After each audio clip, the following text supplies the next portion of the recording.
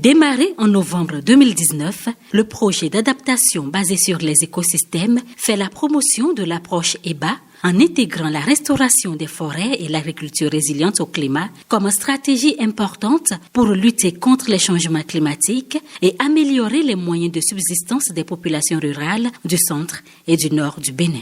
Il est donc pertinent et amplement justifié de chercher à évaluer un projet mis en route depuis bientôt 4 années dans les communes de Dassazoumé, Tchaourou, Banikwara, Djougou, Waké, Kobli et Bukombe. Au cours de cette mission de terrain, la consultante principale a d'abord rencontré les membres du comité de pilotage pour leur présenter les objectifs et la méthodologie de la mission.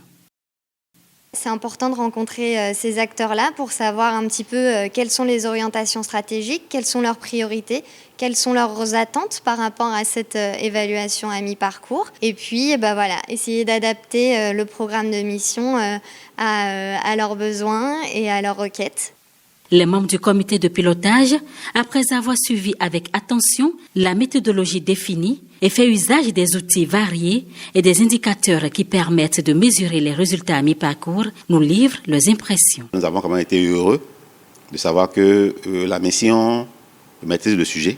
Compte tenu des circonstances particulières, la mission ne pourra pas sillonner toutes les 7 communes où le projet est mis en œuvre. Un échantillonnage a été fait.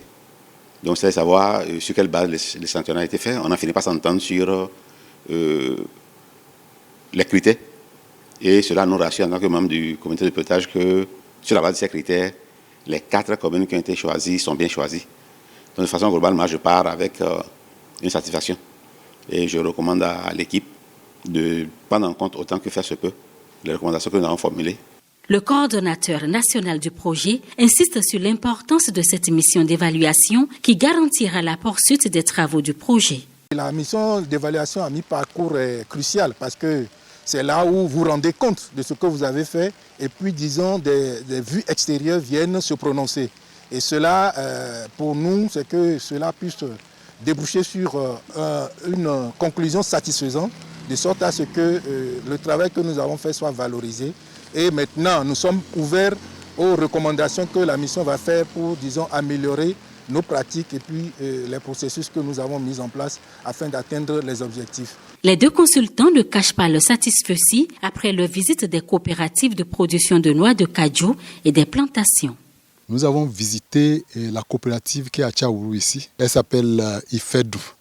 C'est une coopérative qui fait la torréfication des noix de cajou et qui met en vente ces amandes-là, quoi. Donc la coopérative a bénéficié des équipements pour mener ses activités. J'ai visité une coopérative de femmes qui transforme le fruit de l'anacardier à Djougou. Elles ont été bénéficiaires du projet, elles étaient très satisfaites de l'appui qu'elles ont reçu. Et j'ai visité également une plantation, une parcelle de reboisement qui est sous la responsabilité de l'administration forestière. Et donc j'ai pu voir des petits plants de teck qui ont été plantés. Donc il y avait une génération de 2021, il y a eu un regarnissage en 2022 et puis on a vu des plantations qui ont été plantées en 2023 avec des tout petits plants. Sur les facteurs positifs du PABE, voici l'appréciation des évaluateurs.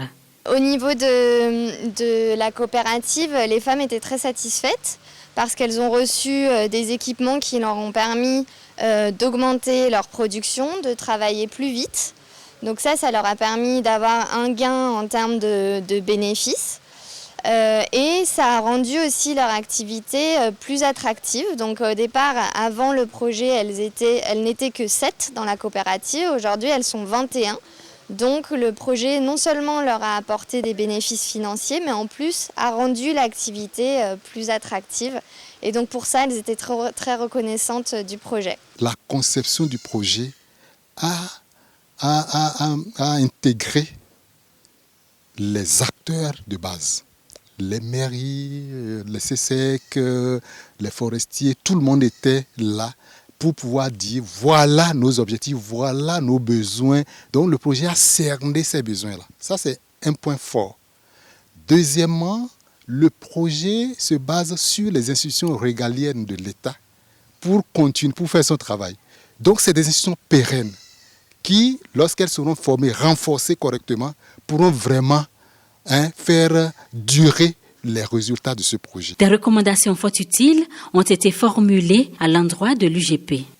L'internalisation de cette approche, la compréhension de cette approche, le projet doit encore travailler là-dessus pour permettre aux gens de comprendre ce que c'est en réalité. Il y a des défis qui sont rencontrés, notamment par rapport à la cohabitation entre les actions de reboisement et l'agriculture qui est pratiquée encore sur ces parcelles. Mais c'est un problème qui est pris à bras-le-corps par tous les acteurs du projet. Et donc, on peut espérer qu'il va y avoir de bons résultats sur ce plan-là également. L'évaluation à mi-parcours est une étape cruciale qui permet de rendre compte de la pertinence, de l'efficacité, de l'efficience et de la durabilité du projet. Tenir compte du contexte et des besoins des bénéficiaires permet de renforcer le suivi et l'apprentissage du projet et permet de favoriser le dialogue et la rétroaction entre les acteurs. Toutes choses qui contribuent à la capitalisation et à la diffusion des bonnes pratiques et des innovations en matière de restauration des forêts et d'agriculture résiliente au climat. Le cabinet Bastelli, chargé de faire le point aux commanditaires, mettra à disposition le rapport final de cette mission d'évaluation assorti des recommandations pour la performance du projet.